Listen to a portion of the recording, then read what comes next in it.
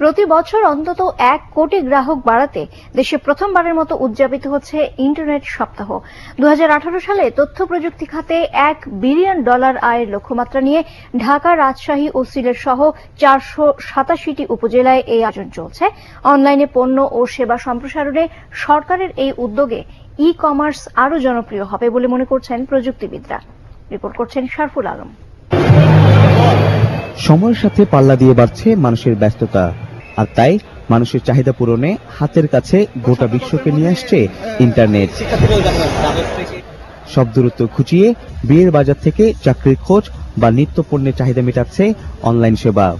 Virtual জগতের সর্বশেষ প্রযুক্তি ও ইন্টারনেট ব্যবহারের এসব সুবিধা জানাতে রাজধানীর বনানী মাঠে অনুষ্ঠিত হয়েছে ইন্টারনেট মেলা। New such applications that we all can use it for our personal uses. ইন্টারনেটে অনেক পণ্য, অনেক কিছু সেবা আমরা স্বল্প মূল্যে পাচ্ছি।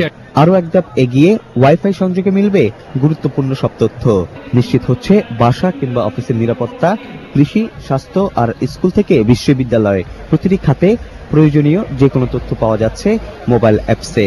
চাষিদের কাছ থেকে গরুটা নিয়ে আমাদের কাস্টমারদেরকে অনলাইনের মাধ্যমে ফ্রি হোম ডেলিভারি করে দিচ্ছি। একটি ওয়াইফাই জোনের মধ্যে যারা উপস্থিত থাকবে তাদের মধ্যে আপনি ফাইল শেয়ারিং এবং চ্যাটিং খুব অনায়াসে করতে পারবেন উইদাউট এনি কস্ট। 500 জায়গায় আপনি public places, restaurants, university, cafeteria, এগুলো সব জায়গায়, হসপিটাল, বাস স্টপে আপনারা ওয়াইফাই ইউজ করতে পারবেন। সিসি ক্যামেরা লাইভ ভিডিওকে অ্যানালাইসিস করে অ্যালার্ট দেয়। কোনো ক্রাইম হওয়ার আগে ওই ক্রাইম সিন পিকচার সহ আপনাকে অ্যালার্ট দিয়ে দেবে। দেশে দক্ষ আইটি কর্মী তৈরি ও তাদের আর্থসামাজিক উন্নয়নে এই উদ্যোগ সহায়ক ভূমিকা রাখবে, এমনটাই মনে করছেন আয়োজকরা।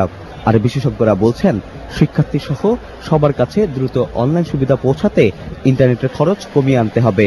বেশিরভাগ যারা ইন্টারনেট ব্যবহার করে তারা ছাত্রছাত্রী, অতএব ছাত্রছাত্রীদের ক্রয় ক্ষমতা ইন্টারনেট নিয়ে আসা। ইন্টারনেটের নিরাপদ ব্যবহার এই সম্পর্কে দেশের সর্বত্র সব শ্রেণী পেশার মানুষকে উদ্বুদ্ধ করা এবং সচেতন করা। মেলার পাশাপাশি ইন্টারনেট সপ্তাহ উপলক্ষে 30টি বিশ্ববিদ্যালয়ে আইসিটি বিষয়ক 50টি সেমিনার ও কর্মশালার আয়োজন করা হয়েছে।